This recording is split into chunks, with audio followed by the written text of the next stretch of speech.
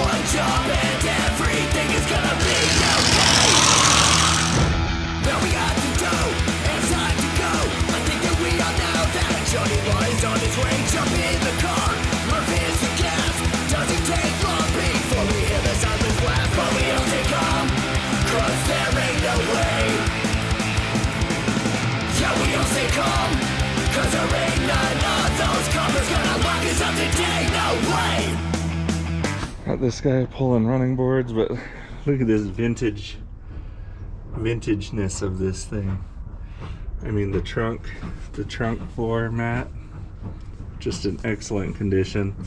Even this stuff is always gone. I've never seen one this early with that stuff still in there. And that spare, man. And your safety flares. She's a safety lady. Way to go, safety lady. All our other goodies. And a bunch of trash.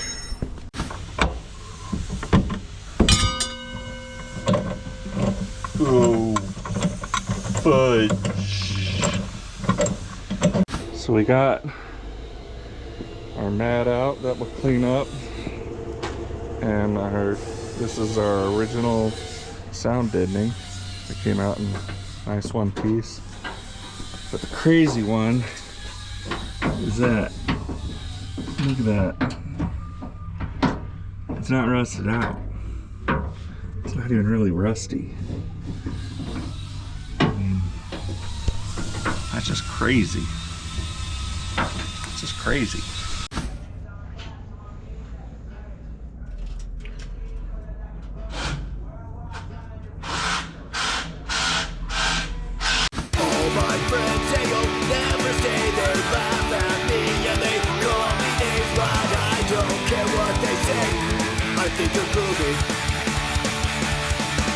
Daydreaming all about our fun. I'm losing 1 point, one by one, but I don't care anyway.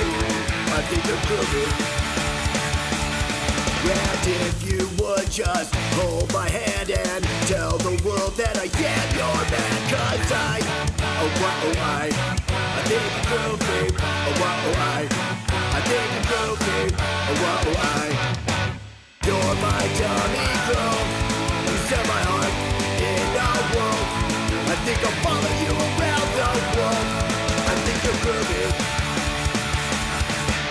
What can I say? I guess We got the chassis rolled outside. It's on the frame rack. We've got the body on the lift, and then the motor right there. We're gonna try and tuck that in place and just kind of see where things will fit. That'll give us an idea of what spacing we have right here, what accessories we can run. And the only thing I'm seeing interference wise is really just kind of the shift linkage. So I'll try and pop some of that off real quick, and then we'll just lower the body down and get an idea where the motor can sit. Well, that's an LS sitting on an engine stand, sitting under a car with no frame. And what we're trying to do right now is we're trying to not have the radiator where it was. We're trying to push it forward as far as we can. And turns out the radiator that fits really well is the one on our 54 here. So something like finding this kind of information, 54 Chevy, 48 to 54 Chevy use this radiator. And that means that we can look up those radiators and find something that's going to work for us here and not have to do some custom built radiator. I was looking through different ones. I was looking at actually the 42 to 48 Ford ones when the Chevy one came up, and I was like, well, it's here, might as well measure it. Our customer brought over some of the parts that we had pre-ordered. I try to get the customers to order some of the parts before, so when they bring the car in, it is such a big hit, you know, of we need all these parts, we need the labor, we need all this, and so I try to kind of look into the future and see what parts we're going to need and come up with that stuff. We got a fuel tank that's the stock style fuel tank for this, which seems like it'll work fine. We got a cloth wrapped style wiring harness for our accessories and lights, ignition, whatnot. We have a TCI front frame. This is how they sell them. It's already welded in, kind of Mustang 2 kind of a deal. But I believe, it's been so long since we ordered this, I believe we have Willwood disc big brakes, and I need to check if this is a manual rack. I think we got a manual rack. So when we get our accessory drive for this Hellcat Supercharged LS, that we're ordering it with power steering or without, which I can't remember. I think we did no power steering, but I don't know. So we'll check that. And then another thing we can do is set this up under there, kind of see how it fits with our motor sitting here like this, and the way the engine stand sits, we actually have room to kind of set it under there.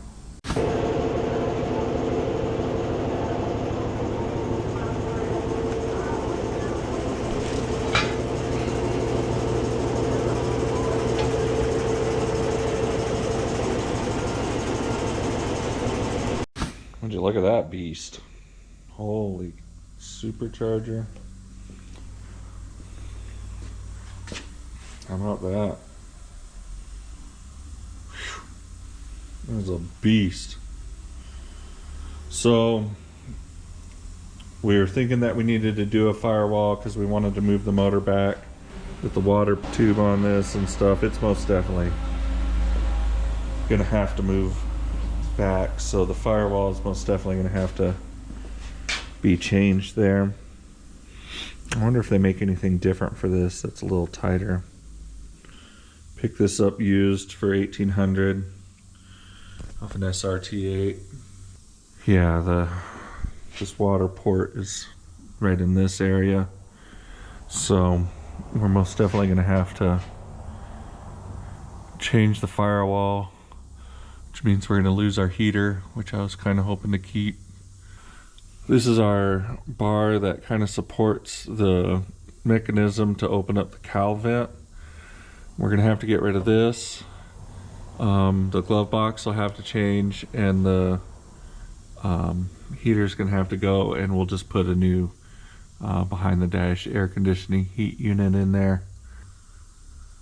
E-brake handles still may work, although when you're using those kind, you have to do a leverage increaser under here somewhere. So you can't just run that cable down and hook it up to your e-brake calipers. It has to have, like, you'd come down here and it would have a bar, bolt in and have a bar that you'd pull the bar with the cable, so it kind of leverage things so it multiplies your pulling force. This is our 3 on the tree shifter that has to come off, and we're going to try to use this column, but we'll see. Yeah, our 54 Chevy radiator should work. We're going to put that in front of that original bracket, which should give us more belt and pulley room. Our firewall we will take, I'm hoping, we're just going to go straight down off that upper pinch weld. So we'll leave the upper part of that cowling in there. We'll drill off the spot welds there, or grind them off on this bottom side. Take this firewall, lower firewall totally out, and then make our new one, which probably should be flat. The other thing we can do is off that top lip, we can just take it in a little ways. If we wanted to go in a little further, we can come off of that and then come down. Or it could have off that pinch weld, we could do kind of a angle off of it and then start coming down. So there's a couple different ways we could do that. The next thing we need to do to help with the figuring is actually get our adapter in here and not some 2x4s and see where that actually lands. I just kind of lined it up over the intake runners, and I'm supposing